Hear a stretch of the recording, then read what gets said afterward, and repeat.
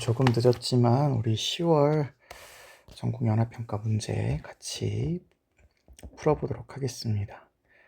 1번은 윤리학의 핵심 과제를 물어보는 문제네요. 가를 보시니까 윤리학은 각 문화권의 도덕적인 관행을 경험과학적으로 연구하고 도덕적인 관행의 발생에 관한 인과관계를 객관적으로 서술한다 라고 되어 있죠. 그러면 기술 윤리학에 대한 설명이다 라고 볼 수 있겠습니다. 나를 보시면 뭐뭐 해야 한다, 해서는 안 된다와 같은 규범적인 판단의 근거를 마련하고 현실 도덕 문제 해결을 위한 이론을 정립한다. 자, 여기서 그 현실 문제 해결을 위한 이라고 하는 말이 들어갔지만 현실의 도덕 문제 자체를 해결하는 게 중점이 아니라 이것을 위한 이론을 정립하는 게 중점이기 때문에 이론 규범 윤리학 이렇게 찾아야 되겠습니다. 1번 윤리학이 학문으로 성립 가능한지 탐구하는 것은 메타 윤리학에 대한 설명이죠. 도덕 명제에 사용되는 언어의 의미를 규명하는 것이 주요한 학문의 목적인 것도 메타 윤리학에 대한 설명이 되겠죠. 행위의 선악을 판단하는 도덕 원리를 제시하는 게 규범 윤리학이 되겠죠. 이론 규범 윤리학. 그 다음에 도덕 추론의 타당성을 가치 중립적으로 검증하는 거는 메타 윤리학적인 설명이 되겠고요. 도덕적 관행의 개선을 위한 실천적인 지침을 제공하는 것도 이론 규범 윤리학이 하는 일이에요. 그래서 이거는 3번만 정답이라고 얘기하실 수 있겠습니다. 2번 보겠습니다. 가브리엘 사상가 입장으로 적절한 것은인데요. 나무가 가득했던 산이 벌목으로 민둥산이 되었다. 이와 같이 사람에게도 원래는 인의의 마음이 있었는데 양심을 놓아버려서 잃어버렸을 뿐이다. 이렇게 얘기하고 있어서 성선설을 주장하는 내용입니다. 예, 그래서 요거는 맹자 선생님의 글이 될 수 있겠고요. 을을 보시면 큰 나무가 쓸모없다고 근심할 것이 아니라 아무도 벌목하지 않으니 그 곁을 유유자적하게 거닐면서 여기 소요라고 되어 있는 거고요. 도의 관점에서 보면 사물의 귀천에 구별이 없어야 한다 이렇게 얘기하니까 도가 사상의 내용이 되겠죠. 실제는 장자 선생님의 글입니다만 도가의 장자와 노자는 구별하지 않으셔도 크게 문제 없습니다. 1번 맹자는 백성이 항산이 없으면 항심을 가질 수 없기 때문에 군주는 백성에게 항산을 마련해주는 정책을 시행해야 되겠죠. 그리고 2번 차별이 없는 사랑을 베풀어야 인의를 회복할 수 있다 돼 있는데요. 인의를 회복해야 되는 건 맞지만 차별이 없는 사랑이 아니라 참된 지혜를 바탕으로 좀비친소 선악미추를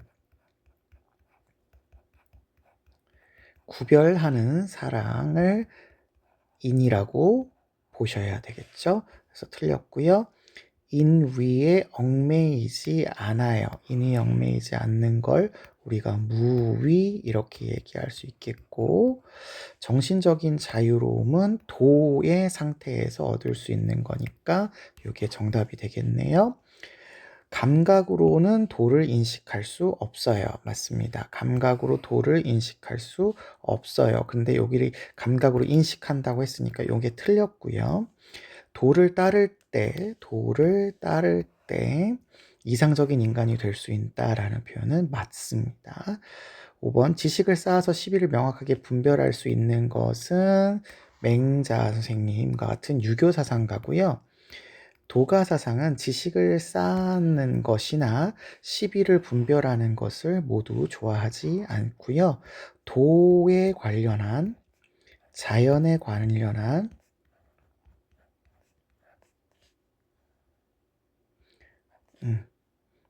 지혜, 참된 지혜라고 쓸까요? 참된 지혜를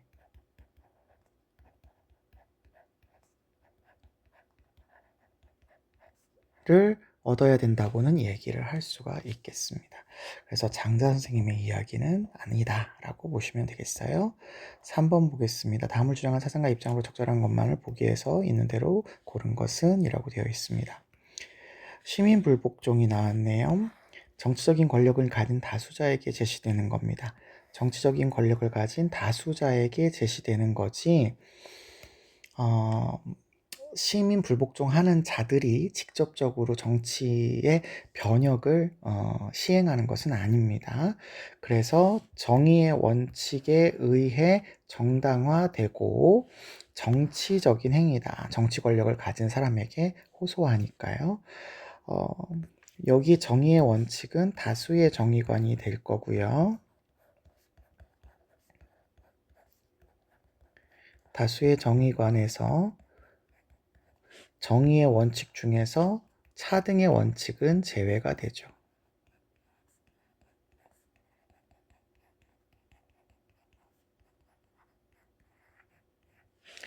예, 시민 불복종은 개인이나 집단의 이익에만 기초할 수 없어요. 자, 요거는 기억해 두셔야 됩니다. 만 기초할 수 없다는 얘기는 개인의 이익이나 집단의 이익을 위해서 행사되는 경우가 있을 수는 있다.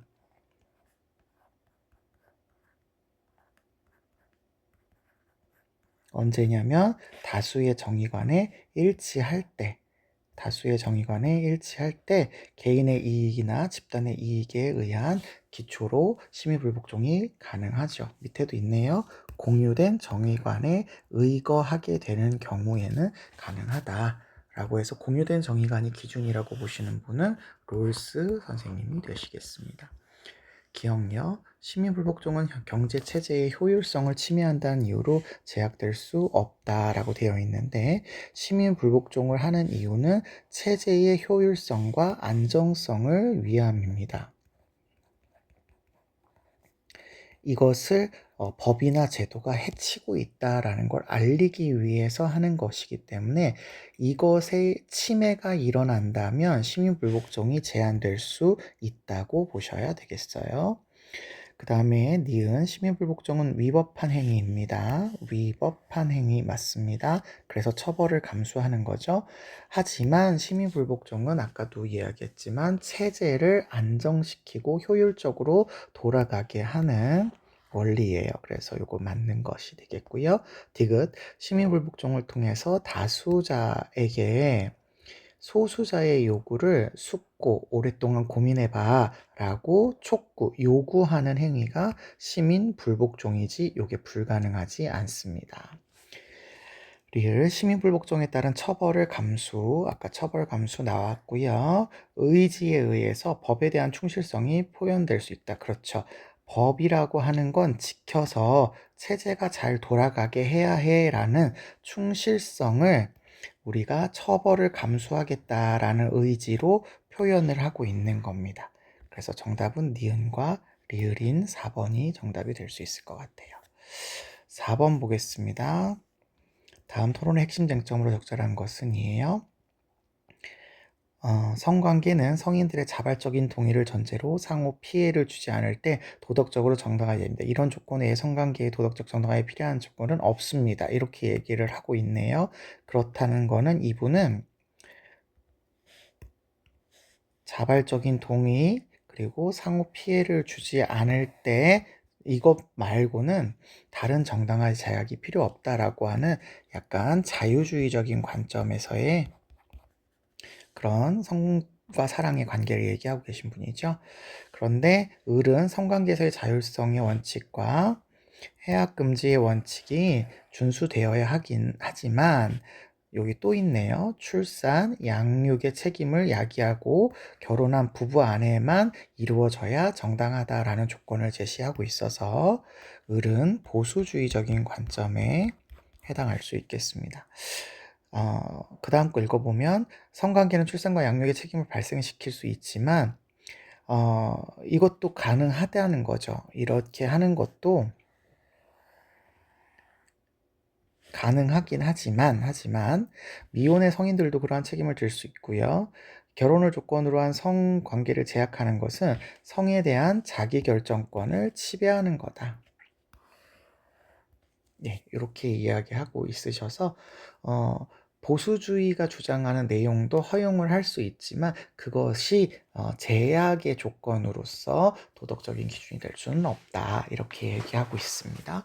그랬더니 을이 성관계는 단지 사적 자유의 영역에만 머무르는 게 아니라 사회적인 안정성과 관련이 있기 때문에 사회적인 안정성과 관련이 있기 때문에 결혼이라는 조건이 충족되지 않으면 사회 안정성을 위협해서 정당화될 수 없다라고 보는 거죠.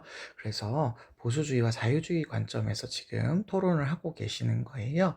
그러면 지금 핵심 쟁점이 되는 거는 자유주의적인 관점만 허용해야 되느냐 아니면 그 이상의 보수주의적인 관점도 허용할 수 있느냐, 요게 이제 중요한 포인트가 될 것 같습니다. 그래서 이게 정답이 5번 결혼이라고 하는 게 도덕적 정당화를 위해서 필요한 조건이냐라고 물어볼 때 자유주의는 아니라고 대답할 거고 보수주의는 맞다고 대답하는 토론의 쟁점이 될 수 있겠습니다. 5번입니다. 강연자가 지지할 입장으로 적절한 것만을 보기에서 있는 대로 그런 것은입니다. 우리는 어떤 준칙이 다른 사람들에게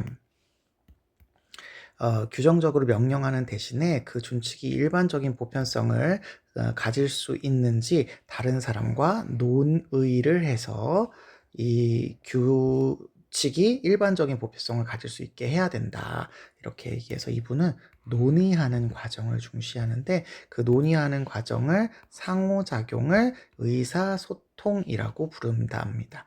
그러니까 의사소통적 상호작용을 논의하는 과정이라고 부르고요. 도달한 합의에 대한 타당성의 주장은 이 의사소통 과정을 통해서 우리가 뭔가 합의를 했을 때 그게 타당할 수 있다라고 주장을 하려면 상호 주관적인 인정에 따라 평가가 된다라고 해서 서로 담론에 참여한, 요 논의에 참여한 참여자의 주관성이 표현이 되어야 되는데 이 표현된 주관성이 모두가 수렴할 수 있는 보편성을 지닌 것으로 상호 인정되는 내용이어야 된다라는 것이죠. 이때 모든 담론 참여자입니다. 모든 논의에 대한 참여자가 합의를 해야만 이 규범이 타당성을 지닐 수 있다. 밑에 설명이 있네요. 타당성을 지닐 수 있는 것이다 라고 볼 수 있대요. 그렇기 때문에 다수결로서 일부 사람들이 참여하지 않거나 동의하지 않으면 다수의 합의라면 이건 타당성을 지닐 수 없는 거다. 이렇게 생각하셔야 되겠고요. 합의된 규범은 담론 참여자 모두가 참여하되 강제 없이 참여해야 된답니다. 그래서 자율적인 전제된 그런 논의를 통해서 만들어진다라고 보시고 있는 거죠. 그래서 이거는 담론윤리 주장하시는 하버마스 선생님의 입장이다. 이니셜로만 쓸게요. 하버마스 선생님입니다. 기억, 규범의 보편성은 논의하는 과정에서 합의를 거치면 확보될 수 있어요. 그쵸? 반드시 되는 건 아니죠. 모두가 합의해야 되고 등등등의 조건이 필요하니까. 근데 합의될 수 있는 거죠. 니은 타당한 규범이라고 우리가 인정을 해주려면 담론 참여자 중 다수가 동의하는 경우에만 도출된다라고 되어 있는데 모두가 동의하는 경우에 타당성을 지닌다라고 해야 되겠죠.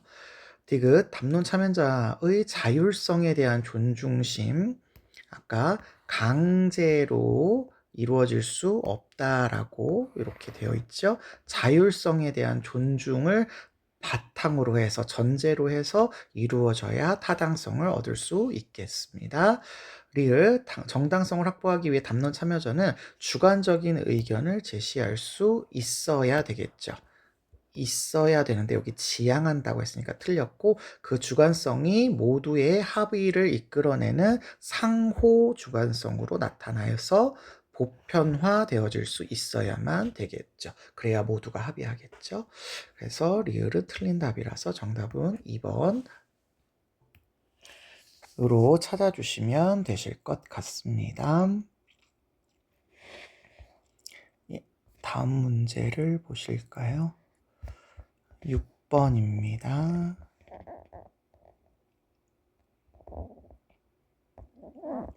갑을 사상가들의 입장을 나 그림으로 탐구하고자 할 때 A에서 C에 들어갈 적절한 질문말을 보기에서 있는 대로 고른 것은입니다. 갑을 보시니까 공정으로서의 정의가 나오고 있네요. 그러면 이거 롤스 선생님이 되겠죠. 원칙을 실현하는 사회는 가장 자발적인 체제입니다. 자발적인 체제로서 강제하는 체제가 아니라는 거죠. 공정한 여건 아래 합의될 원칙, 공정한 여건 아래 합의될 원칙이라고 하면 이 공정한 여건이라고 하는 걸 통해서 원초적인 입장을 설정을 하게 되고, 그 원초적인 입장을 통해서 합의되는 원칙은 정의의 원칙이 되겠죠.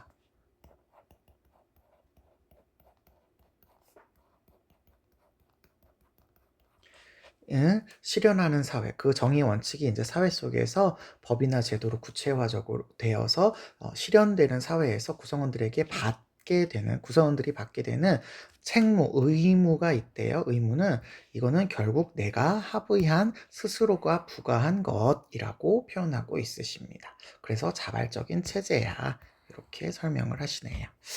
을을 보시면 소유물에서의 정의는 역사적인 것으로 실제 있었던 무엇인가에 의존할 수밖에 없고, 과거에 불의가 존재하게 되면 소유물의 정의 아래서 교정의 원리를 요청한다, 이렇게 되어 있으니까 노직 선생님의 입장이 되시겠죠.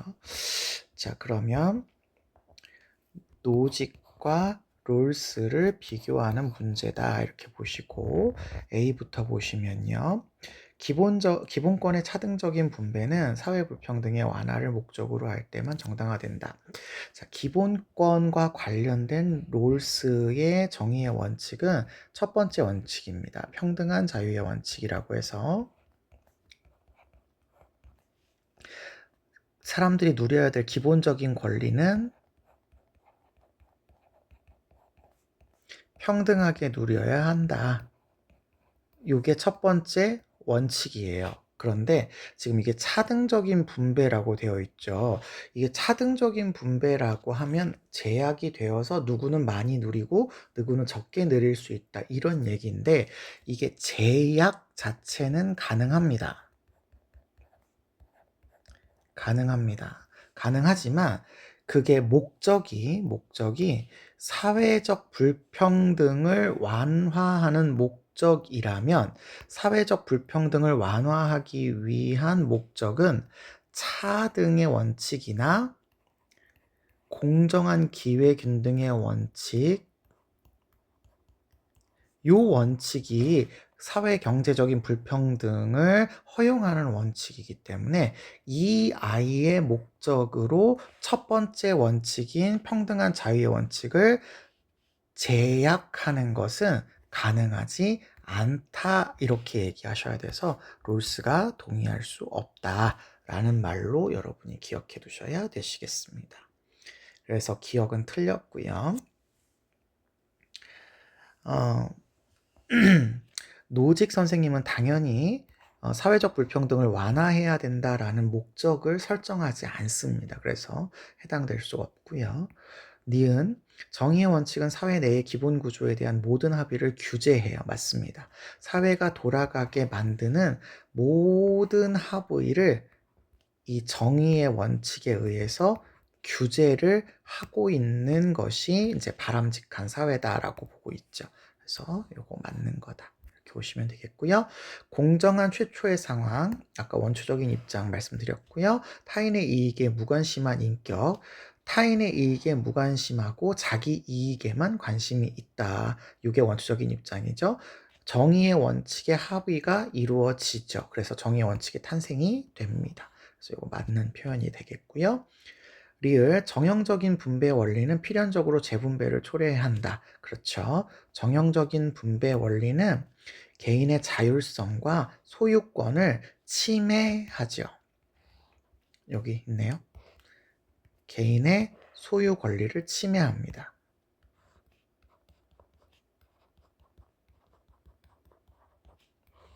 그렇기 때문에 반드시 부정의가 발생했으니까요. 재분배를 요청을 할 수밖에 없어요.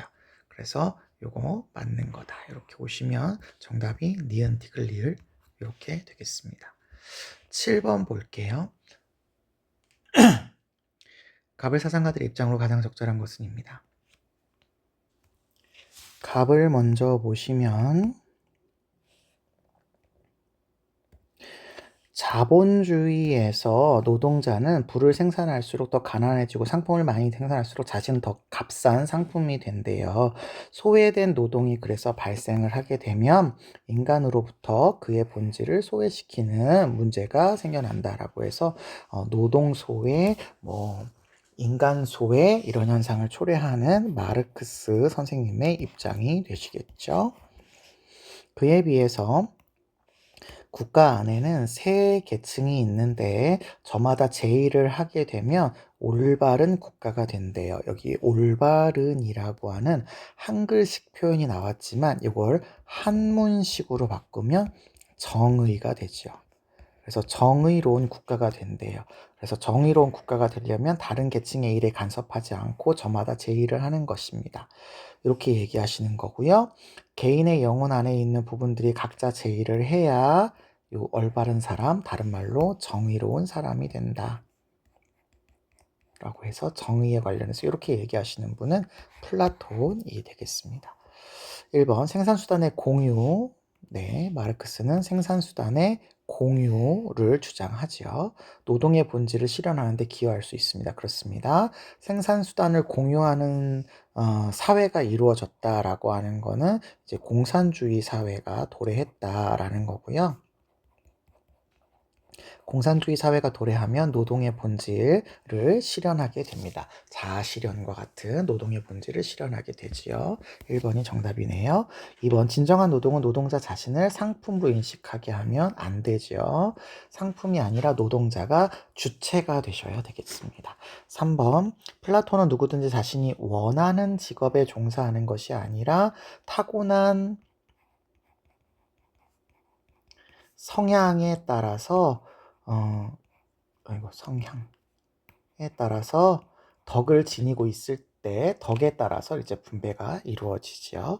4번 정의로운 국가에서 서로 다른 계층의 일을 간섭하면 안 된다고 말씀드렸습니다. 각자가 각자의 역할을 하셔야 되고요. 5번 계층 간의 역할 교환 없이는 이상사회가 실현될 수 없다 되어 있는데 일단 플라톤은 계층 간의 역할 교환에 반대하시고 있으십니다. 그리고 이 표현 자체가 계층 간의 역할 교환을 해야만 한다라는 표현이 된다면 이거는 마르크스도 동의할 수 없을 수 있을 것 같아요. 물론 여기서 계층이 자본가 계층, 노동자 계층이라고 한다면 그런 계층 자체가 소멸되어야 됩니다. 소멸되어야 됩니다. 이렇게 기억해 두시면 좋겠습니다. 8번 보겠습니다. 갑을 사상가들의 입장으로 가장 적절한 것은 입니다. 인간은 자연 상태에서의 온갖 특권에도 불구하고 재산 보존을 위해서, 이게 제일 중요하죠. 재산을 보존하기 위해서 스스로를 정부의 지배하게 하에 두기로 하고, 여기서 우리는 입법권과 행정권의 기원이 나온다 이렇게 얘기하고 계시니까 이거 로크 선생님의 입장이 되시겠죠. 을을 보시면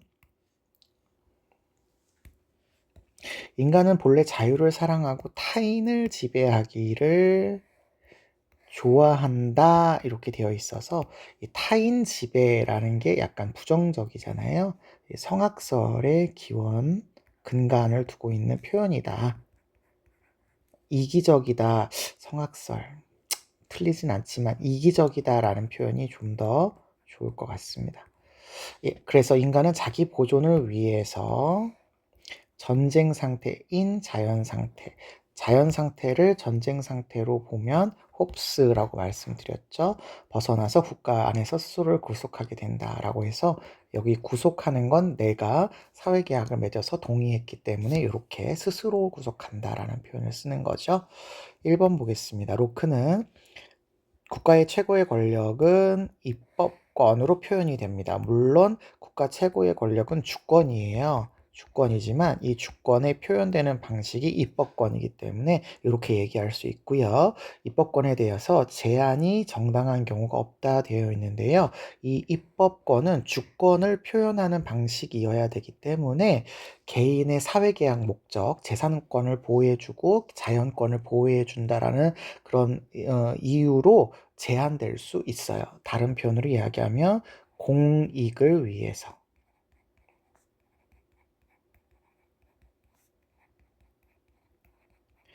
공익을 위한 경우에 제한이 가능하다. 이렇게 생각하셔야 되겠습니다. 그리고 2번 모두가 처벌권을 지니는 것이 재산권 보장의 최선책이다 라고 하는데 모두가 처벌권을 지니는 상태가 자연 상태죠. 자연 상태는 최선으로 재산권을 보장할 수 없기 때문에 사회계약을 맺고 정부의 지배하에 들어가게 되는 거죠. 3번 주권자에게는 자연법을 준수할 의무가 부과되지 않는다. 아니에요. 주권자인 통치자라도 사회계약의 목적에 부합하게 통치를 해야 되기 때문에 자연법을 준수할 의무가 있습니다. 자연법을 준수할 의무가 있어요. 그래서 개인의 생명이나 그 이익을 보장해주는 역할을 하셔야 돼요. 물론 그러한 목적을 전제로 해서 자의적이고 임의적인 권리 행사는 가능합니다. 4번 평화 안전을 목적, 이게 목적이에요. 사회계약의 목적입니다. 그러기 위해서 이게 이제 자연법이 이걸 평화와 안전을 추구하라라고 되어 있어서 주권자가 탄생을 하는 거기 때문에 여기에 이제 준수할 의무가 발생된다고 보시면 되겠고요. 이런 것들로 인해서 인위적인 인격인 국가가 수립되는 거죠. 절대 권력 하에선 전쟁 상태의 발생이 불가능하다라고 보고 있는데요. 이거는 보통은 홉스 선생님이 동의하는 표현이고요.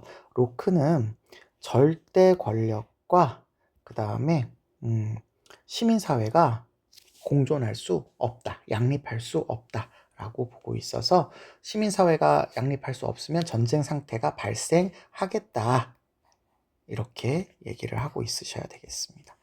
네, 그래서 이건 틀린 답이다 이렇게 보시면 되겠습니다.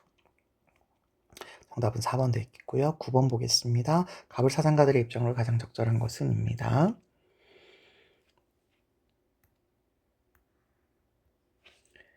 현자는 삶의 중단을 두려워하지 않고요. 우리가 존재하는 한 죽음은 우리와 함께 있지 않고 죽음이 오면 우리는 이미 존재하지 않는다. 이거는 우리 많이 보셨던 에피쿠로스 입장이 되겠습니다. 죽음은 현 존재가 존재하자마자 받아들이는 하나의 존재 방식이죠. 하이데거 입장입니다. 현 존재의 종말로서의 죽음은 현 존재의 가장 독자적이고 확실하며 건너뛸 수 없는 가능성이 든다. 에피쿠로스 입장에서 1번입니다. 죽음은 감각의 상실입니다. 근데 감각을 상실하는 것과 무관하게 모든 사람한테 고통이다. 감각을 상실하면 고통이라고 하는 걸 느낄 수가 없겠죠. 그래서 감각의 상실과 무관하지도 않고요. 모든 사람에게 고통이라는 것도 해당되지 않습니다. 2번, 죽음은 불가피성이 있습니다. 건너뛸 수 없는 가능성이고요. 가장 확실한 가능성이에요. 근데 이 말은 에피쿠로스가 됐든지 누구가 됐든지 다 동의할 말이기 때문에 불가피하다라고 하는 말에는 누구나 동의하는데 죽음 자체를 악으로 만들지 못한다라고 되어 있죠. 악이 아니다. 그렇죠. 죽음은 선도 아니고 악도 아니에요. 그냥 아무것도 아니다라고 보고 있습니다. 3번 죽음에 대한 불안을 극복을 해요. 불안을 극복한 현 존재는 실존을 회복한 거죠. 불멸의 가능성을 얻는다? 아니에요. 아까도 얘기했지만 죽음은 죽을 수밖에 없는 가장 확실한 가능성입니다. 모두 다 죽습니다. 4번 죽음을 직시한 인간 같은 맥락이네요. 죽음에 대해서 이제 뭔가 깨달은 인간인 거죠. 깨달은 실존을 회복한 현 존재인데 내세에서야 비로소 실존을 회복한다가 아니라 이미 죽음을 직시한 존재가 실존을 회복할 수 있는 겁니다. 내세에서 이렇게 얘기할 수 없고 하이데거는 내세를 인정하지 않는 사상가 이렇게 알고 계시면 되겠죠. 5번 죽음을 예견한 존재가 행복을 얻는 것은 불가능하다. 에피쿠로스의 다른 말이 쾌락주의이기 때문에 죽음을 잠되게 아는 지혜를 지니고 있으면 쾌락을 느낄 수 있겠고요. 실존을 회복한 존재, 죽음을 먼저 달려가서 경험한 존재도 실존을 회복을 통해서 쾌락을 얻을 수, 행복을 얻을 수 있지요. 그래서 두 사람 모두가 동의할 수 없는 선지가 되겠습니다. 10번 가불사상가들의 입장으로 적절하지 않은 것은입니다. 법정의 심판대에서 오직 보복법만이 형벌의 질과 양을 명확하게 제시할 수 있어서 공적 정의가 되려면 그 표준과 기준이 어느 한쪽으로 기울어지지 않는 동등성의 원리에 따라야 된다라고 주장하시는 칸트 선생님의 입장이 되시겠죠. 을을 보시면 법에 복종하는 국민이 그 법의 제정자여야 한다. 국민이 제정자여야 된다. 입법자여야 된다라는 거죠.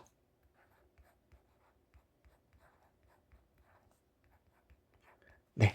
그래서 통치자가 국민이어야 되고, 통치자가 국민이 아니라 법을 만드는 사람이 이제 국민이어야 된다니까 이거 직접 민주주의를 얘기하는 표현이다.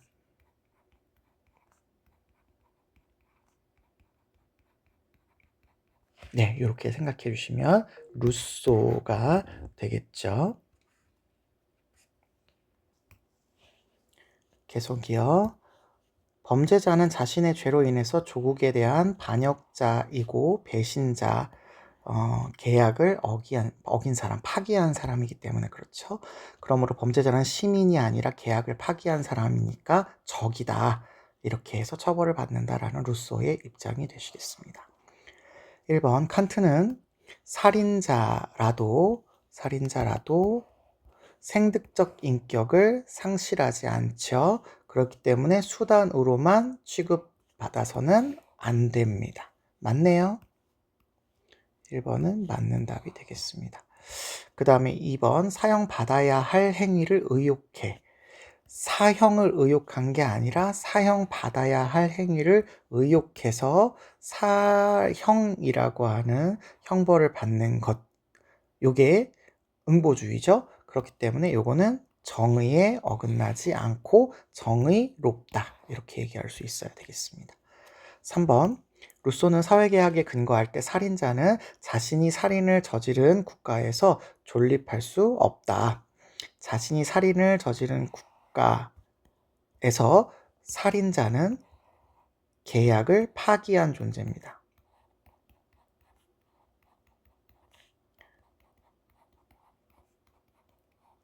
계약을 파기자이기 때문에 시민이 아니라 시민의 적이죠. 그렇기 때문에 국가에서 존립할 수 없다. 맞습니다. 그래서 사형이나 추방형을 내릴 수가 있죠. 4번 자기 보존을 추구하는 합리적인 인간, 계약론자들은 모두 동의하는 말입니다. 사형제가 사회계약 목적에 부합한다. 그렇죠. 사형제를 찬성하는 분이시죠. 그래서 맞는 답이고요. 그 다음에 5번 시민의 자격을 상실한 사람. 루소의 입장에서 시민의 자격을 상실한 사람이라면 아까 얘기한 계약 파기자죠.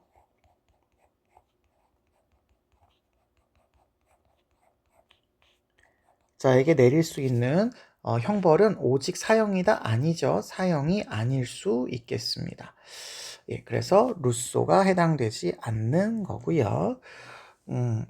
보통 칸트는 이제 살인을 저지른 사람이 시민의 자격을 상실하기 때문에 사용이 적당하다라고 얘기할 수 있을 것 같습니다.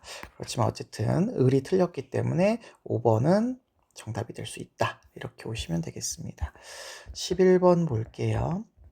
다음을 주장한 사상가로의 입장으로 적절한 것만을 보기 위해서 있는 대로 고른 것입니다.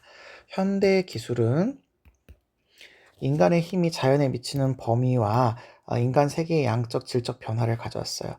인간이 힘이 자연에 미치는 범위가 과거에 비해서 엄청 많이 늘어나게 되었죠. 자, 기술의 시대에서 우리가 실제로 무엇을 보호해야 되는가를 알아내기 위해서는 도덕적인 철학은 희망보다는 공포를 논의의 대상으로 삼아야 된다. 공포의 발견술 이야기하시죠?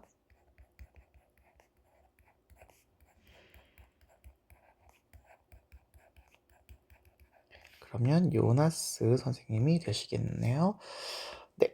기억, 자연에 대한 인간의 책임과는 다르게 인간 간의 책임은 호혜적입니다. 맞죠? 자연에 대해서는 자연이 책임 능력이 없으니까 자연에 대한 인간의 책임은 일방적 책임이고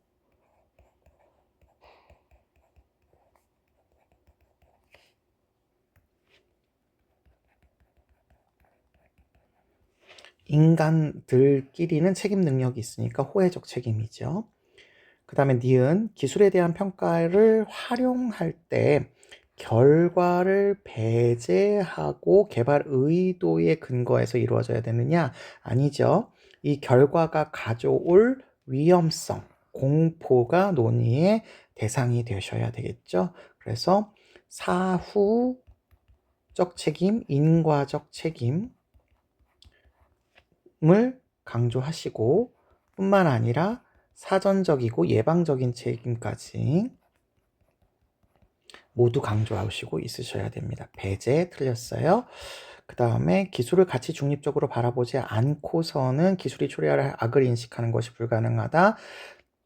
중립적으로 바라보면 기술이 초래할 악을 인식하는 것이 불가능합니다. 그러니까 이걸 않고서가 아니라 바라보면 불가능하다 이렇게 얘기해야 되니까 말이 맞지 않죠? 이거 틀린 거고요.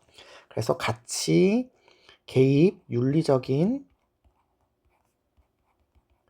성찰이 요청이 된다 라고 보시는 분입니다. 리을, 미래 세대에 대한 권리를 존중해야 되는 의무는 미래 세대가 존속해야 된다는 정언 명령이 예속되어 있다. 미래 세대는 권리를 주장할 수 없어요. 그래서 이분들이 권리가 있음이라고 하는 것 자체가 조금 애매한 표현이 될 수 있는데 미래 세대가 있어야 된다라고 하는 거는 그들이 존속되어야 된다라고 하는 것은 정언 명령에 예속된다라고 하는 말이 맞으니까 요거는 맞는 표현이다라고 기억해 주시면 좋겠습니다. 미래 세대의 권리가 있냐 없냐는 사실은 조금 논란이 있을 수 있는 표현이라서 권리를 주장할 수 없으면 권리가 없는 거 아니냐 이렇게 보는 사람들도 있고요. 권리가 있다고 보는 사람들도 있고요. 그렇습니다. 그래서 이거는 다소 좀 선명하지는 않지만 이것을 존중해야 되는 미래 세대에 대한 권리를 존중해야 된다라는 게 만약에 의무가 되어진다면 그것은 미래 세대의 존속에서 비롯되는 것은 맞다. 이렇게 보시면 되겠습니다. 12번 가의 가불병 사상가들의 입장을 나의 그름을 표현할 때 A에서 D에 해당하는 적절한 지술말을 보기에서 있는 대로 고른 것입니다. 갑을 보시면 동물은 자의식이 없어요. 동물은 자의식이 없으므로 목적을 위한 수단일 뿐이라서요. 직접적인 표현은 물건일 뿐이라서요. 동물과 관련한 우리의 의무는 여기 우리는 인간이 되겠죠. 인간 자신에 대한 의무에 불과하다. 이 대해는 대한과 같은 말이죠. 의무에 불과하다라고 해서 동물과 관련해서 어떤 의무가 있으면 동물을 함부로 대하지 말아야 되는 의무가 있으면 그 의무는 인간에 대한 의무에서 비롯된 거다라고 보는 인간중심주의 사상가인 칸트 선생님이 되겠습니다. 삶의 주체인 동물 요 얘기가 나오시면 레건이죠. 뜻하지 않게 죽는 것은 그 동물에게 해악이라서 실험실에서 일어나는 동물의 죽음을 도덕적으로 고찰해 봐야 된다. 네. 동물 중에서 삶의 주체인 동물은 동물에게 해악이 될 수 있으니까 동물의 권리를 침해하게 되는 것이니까 그렇죠. 병, 어, 사람과 마찬가지로 서커스에서의 실험용 동물도 자신의 방식으로 고유의 선을 추구하는 목적론적 삶의 중심이다. 요거는 테일러 선생님의 표현이죠. 그래서 여기 지금 동물 나왔지만 고유의 선을 추구하는 목적론적 삶의 중심은 테일러 선생님의 표현이다라고 기억해 두시면 되겠습니다. 그러면 테일러, 레건, 칸트를 비교하는 문제다 이렇게 보시면 되겠어요. 기억, 인간이 아닌 생명체를 잔악하게 되면 안 되는 이유가 인간 자기 자신에 대한 의무에서만 도출된다고 얘기하시면 이거는 칸트의 입장이고, 레거는 인간 자기 자신이 아닌 생명체 자체가 가지고 있는 삶의 주체로서의 내재적 가치에서 비롯될 수가 있고, 테일러 선생님도 생명체가 고유의 선을 추구하는 목적론적 삶의 중심으로서 그 자체의 본래적 가치를 지닐 수 있다고 보고 있습니다. 그래서 만 도출된다라고 얘기할 수가 없겠죠. 그래서 칸트만 동의할 수 있고 나머지 학자들은 동의하지 않는 내용이니까 기억에 들어갈 수 있겠습니다. 니은입니다. 수단으로만 대우받아서는 안 되는 존재는 다른 표현으로 이야기하면 내재적 가치를 지니는 존재입니다.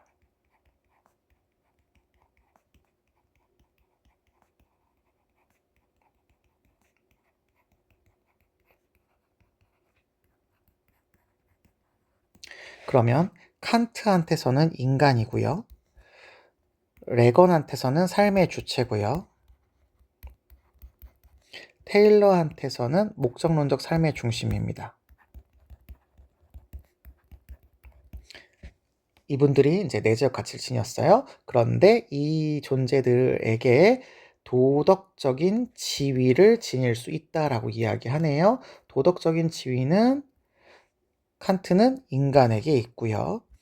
레거는 삶의 주체에게 있고요. 테일러는 목적론적 삶의 중심에게 있지요. 그래서 모두가 동의할 표현이니까 B에 들어갈 수 없습니다. 디귿, 인간이 아닌 도덕적으로 무능력한 존재. 도덕적으로 무능력한 존재는 인간이 아닌 존재입니다. 말 그대로 인간이 아닌 존재고요. 도덕적인 존중의 대상이 되는 경우가 있냐라고 물어보고 있습니다. 도덕적인 존중의 대상, 아까 도덕적인 지위 같은 맥락이라고 보시면 돼요. 그러면 칸트는 인간만이니까 경우가 없다 이렇게 보셔야 되겠고, 레거는 있다, 테일러는 식물까지니까 있다 이렇게 오셔야 되기 때문에 디귿에 C에 들어갈 수 있게 되겠습니다.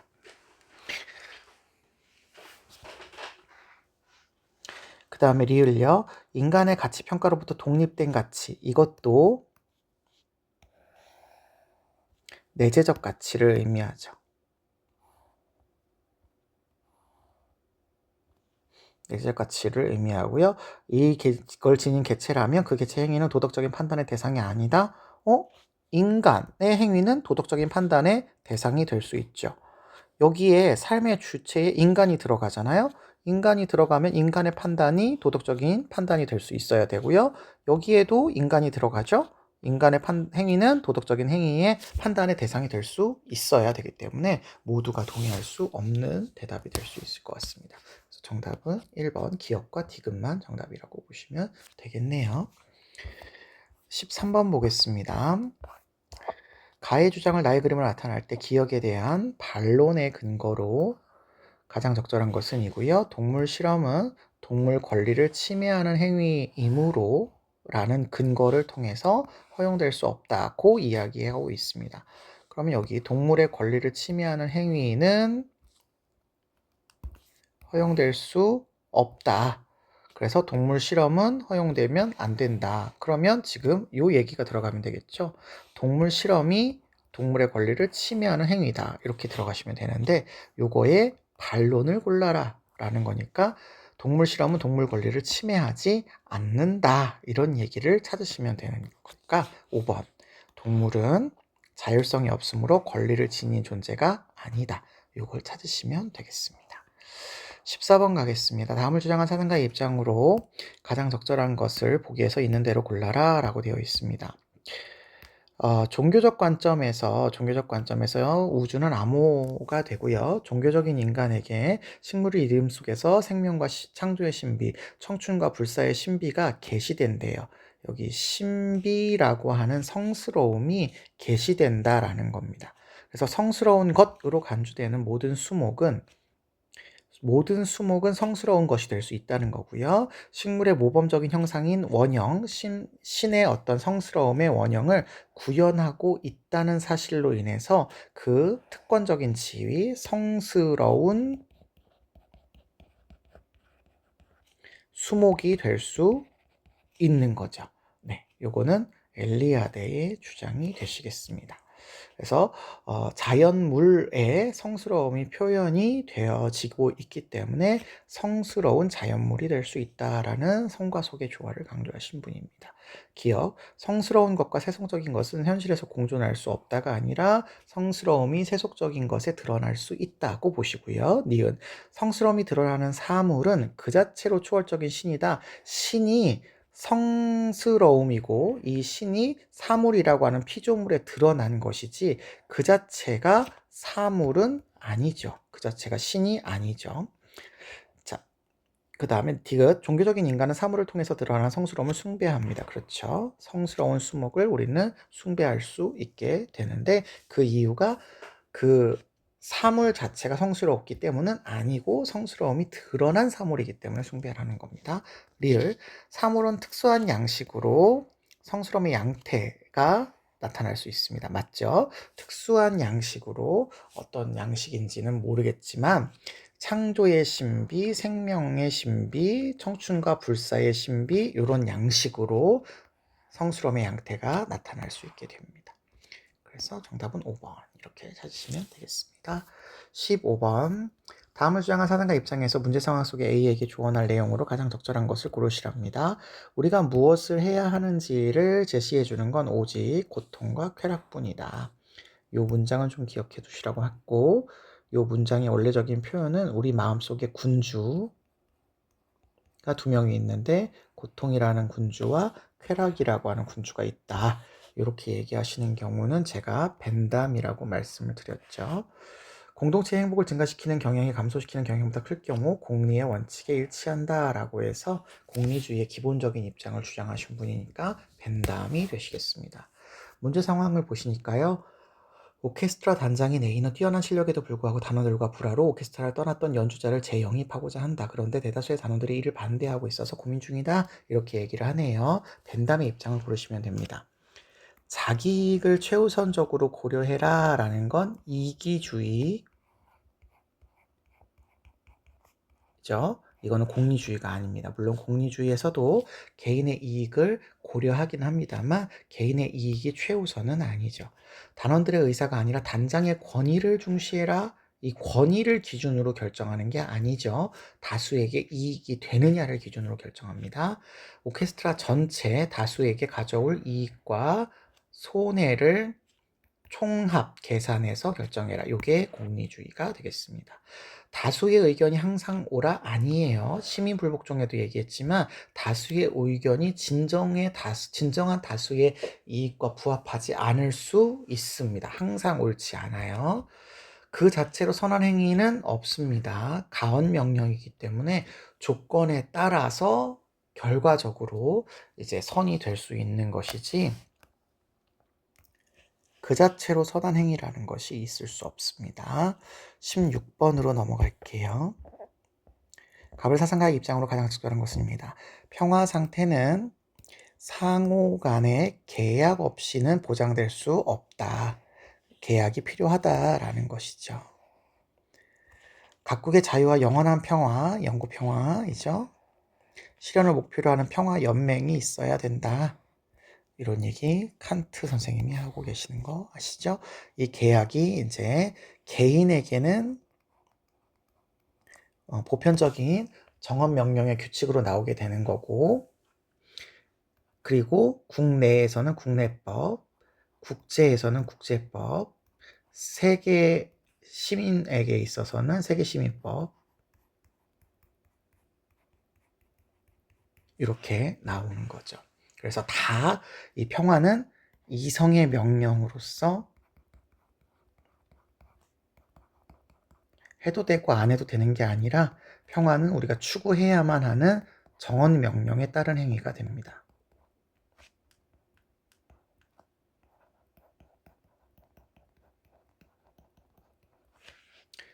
자, 을을 보시면 이익 공동체에도 세력 균형이 없는 곳에서 국제법이 존재할 수 없어요.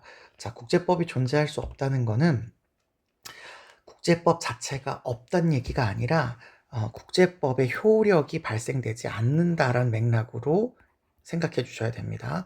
그러니까 국제법이라고 하는 것 자체가 별로 그렇게 강력한 힘을 발휘하지 않는다라는 맥락으로 기억해 주시면 돼요. 국제법 자체가 없다 이렇게 얘기하시면 안 됩니다. 국제법이 있을 수 있고 국제법이라고 하는 것에 의해서 조절할 수 있는 부분이 없지는 않아요. 있지만 세력 균형이라는 것이 훨씬 더 강력하게 영향을 미치고 있다라는 맥락으로 요 글은 여러분들이 이해해 주셔야 됩니다. 각국은 자국의 이익이 최우선이라는 관점에서 국제법을 해석하고 적용을 해요. 그렇죠. 그래서 얘가 더 중요하다라는 말인 것이지 국제법이라고 하는 아이가 없다 이런 맥락으로 쓴 건 아니다. 모겐소 입장이죠. 1번 평화연맹은 주권국의 입법 위임바다 아니에요. 평화연맹은 주권적 권력을 행사하지 않는 그냥 보편적 우호 목적의 단체입니다. 세계 평화를 위한 보편적 우호 목적만 지향을 합니다. 2번 평화연맹은 개별 국가를 국제법으로 강제로 복속시키는 거 아니에요. 여러분 칸트에게 있어서의 정언 명령은 물론 강제된 명령이지만 실제로 강제하는 명령이 아니라 나의 자율적인 복종인 겁니다. 3번 국제 정치와 국내 정치의 본질은 서로 다른 게 아니라 이익 추구라는 공통된 본질을 갖고 있지요. 4번 세력 균형을 도모하는 군비 경쟁이 일어나면 어쨌든 세력 균형이라고 해도 군비 경쟁이 일어나면 전쟁의 가능성은 높아지게 됩니다. 4번이 정답이에요. 5번 평화 실현을 위해서 각국의 무력 행사는 항상 정당하다. 일단 칸트는 평화 실현을 위한 무력 행사에 찬성하지 않는 분이고 방어 목적의 전쟁을 허용할 수 있다라는 관점만 가지고 계시는 분이에요. 그래서 요거는 칸트 입장에서 동의할 수 없는 내용이 되시겠고요. 그 다음에 모겐소 입장에서는 각국의 무력 행사가 항상 정당할 수 있는데 그 정당할 수 있는 근거가 평화 실현이 아니라 자국의 이익 추구죠. 자국의 이익 추구죠. 그래서 이거 모겐소의 입장에서도 정답이 될 수가 없습니다.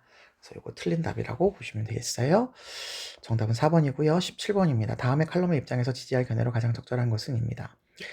지식 검색의 기능을 넘어서 일상적인 대화를 나누는 친구 역할을 수행하는 생성형 인공지능, 우리가 보통 AI라고 부르는 시스템이죠. 매력적인 존재이다. 하지만 생성형 인공지능에 대한 과도한 의존은 사용자의 깊이 있는 사고를 방해하고요. 생성형 인공지능이 보내는 지지에 익숙해지면 사용자는 자신이 항상 옳다는 착각에 빠질 수 있고 생성형 인공지능과의 소통에 지나치게 몰입하면 인간관계로부터 멀어지게 되는 결과를 가지고 있습니다. 그렇다고 해서 생성형 인공지능을 무작정 거부할 수는 없고요. 중요한 건 생성형 인공지능을 어떻게 활용할 것인지를 우리가 정해야 된다는 거죠. 그래서 사용자는 자신을 객관적으로 보는 도구로서 생성형 인공지능을 활용해야 돼. 이런 입장을 고르시면 되겠습니다. 1번 생성형 인공지능의 활용을 할 때 사용자의 반성적 태도, 윤리적인 성찰적 태도가 있어야 된다. 이게 정답이네요. 이게 정답입니다. 2번 생성형 인공지능이 현실의 인간관계를 대체 아니에요. 인간관계를 중요하게 여겨야 됩니다.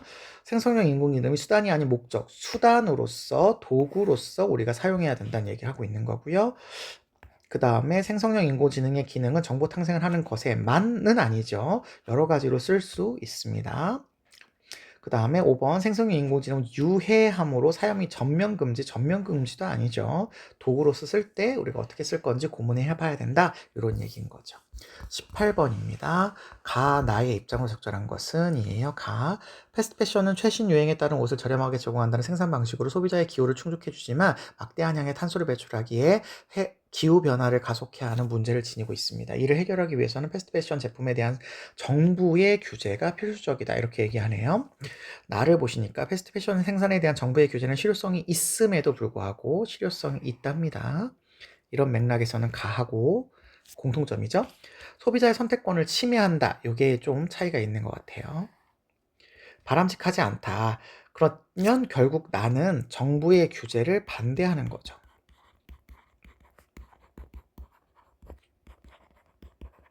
그러면 여기는 정부의 규제를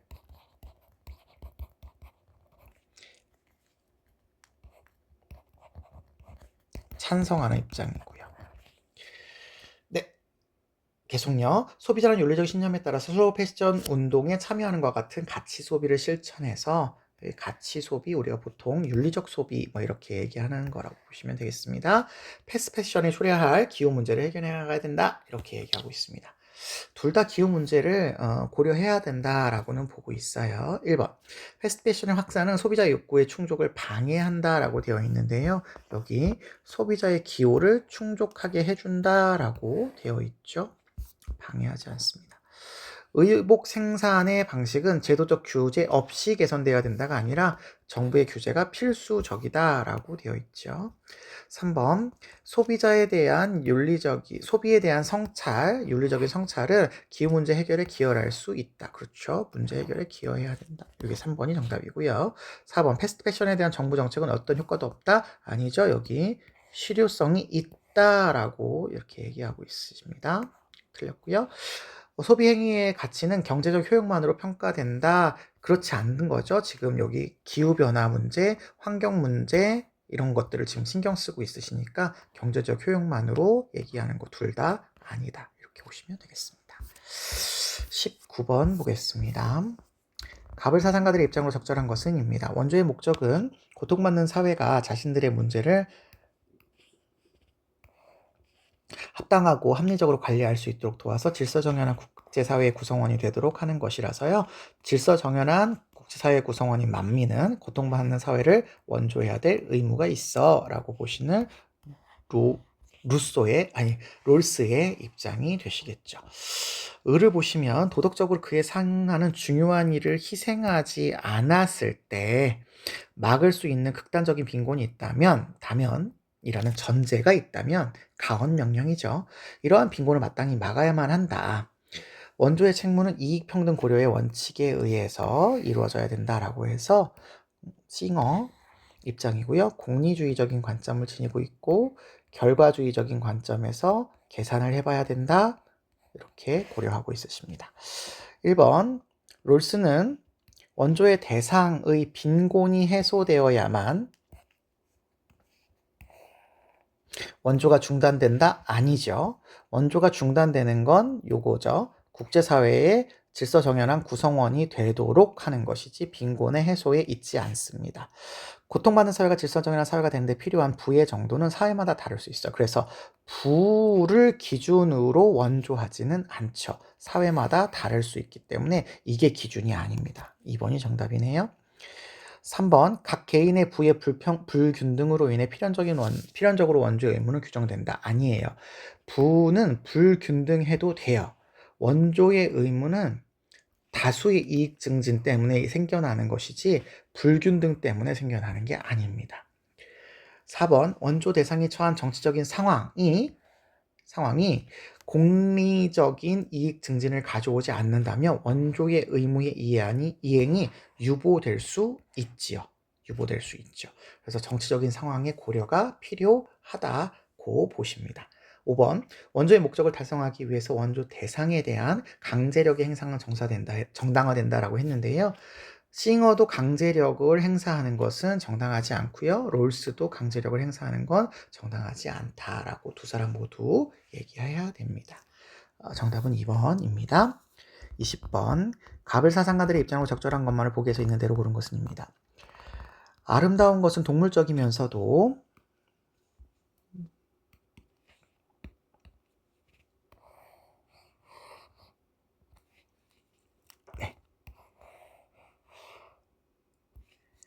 동물적이면서도 이성적인 존재인 인간에게 자 여기 자 그래서 인간이라는 존재는 이성적이기도 하지만 동물적이기도 한 존재다라는 것을 설명하고 있어요. 타당하대요. 그러니까 인간에게만 이 아름다움이라고 하는 것이 가치를 지닐 수 있다. 미적 가치가 인간에게만 이 타당성을 지닌다. 그래서 다른 모든 인간의 동의를 요구한다라고 해서 보편화를 요구한다.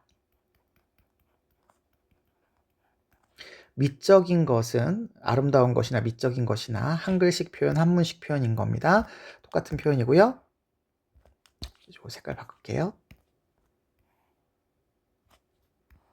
것은 윤리적으로 선한 것과 같지는 않지만 상징이 될 수 있다. 미는 선의 상징이다 라는 것은 칸트 선생님의 주장이죠. 그래서 각각 미적인 영역은 감각에서 출발하고 있고 도덕적인 윤리적인 영역은 이성에서 출발하는 것이기 때문에 각각 분리된 독립적인 영역이지만 인간에게 영향을 미칠 수 있다, 선한 것이 될 수 있다라는 것에서 상징성을 지니고 있기 때문에 영향을 준다라고 보고 계시고 있습니다. 을을 보시면 인간은 태어날 때부터 모방의 쾌감을 느끼게 되는데요. 시인의 임무는 실제 일어난 일을 이야기하는 것이 아니라 역사를 얘기하는 것이 아니라 일어날 수 있을 개연성을 모방해서 창작해내는 것이라고 보고 있습니다.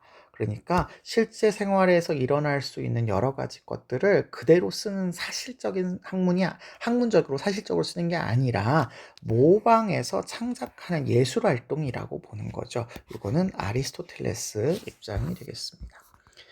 기억력. 미적 판단은 도덕 판단과 유사하게 일체의 이에 관심 없이 다른 결과를 고려하지 않고 내려지기에 미는 선의 상징이 됩니다. 니은 미적 판단과 도덕 판단은 모두 보편성을 지닐 수 있어요. 같은 건 아니지만 보편성을 지닐 수 있어요. 디귿 과거 사실의 재현은 있는 일을 그대로 이야기하는 겁니다. 재현은 궁극적인 시인의 지향점은 아니래요. 그렇죠? 모방해서 창작해내어야 되는 거기 때문에 궁극적인 지향점은 아니다. 맞습니다. 인간 본성을 극복해야만 미적인 즐거움을 느낄 수 있다? 아니죠. 칸트는 이성적인 존재인 인간이 동물적인 감정을 통해서 아름다운 것을 느끼기 때문에 이걸 극복해야만 느끼는 건 아니고요. 아리스토텔레스도 태어날 때부터 모방하는 것에 쾌감을 느끼는 것이 있기 때문에 우리가 시인이 요 창작하고 모방하는 활동을 할 수 있는 거죠. 그래서 두 사람 모두가 X. 정답은 기억, 니은, 디귿까지라고 보시면 되겠습니다. 제가 상당히 빠르게 그냥 기본적인 내용들만으로 설명을 해드렸는데요. 문제 자체가 많이 어렵지 않고 여러분이 10월달 정도의 지금 상황이라면 기본적인 내용은 다 아실 거라고 생각을 해서 조금 빨리 정리를 했고 실제로 등급컷도 굉장히 높게 나온 시험이었기 때문에 여러분이 잘 정리하는 차원에서 10월 모의 연합평가는 정리해 주시면 좋을 것 같습니다. 수능도 잘 보시고요. 나머지 시간에도 궁금하신 사항이나 문의가 있으면 선생님께 질문을 해 주시면 수업 중에 말씀을 드리겠습니다. 고생하셨습니다.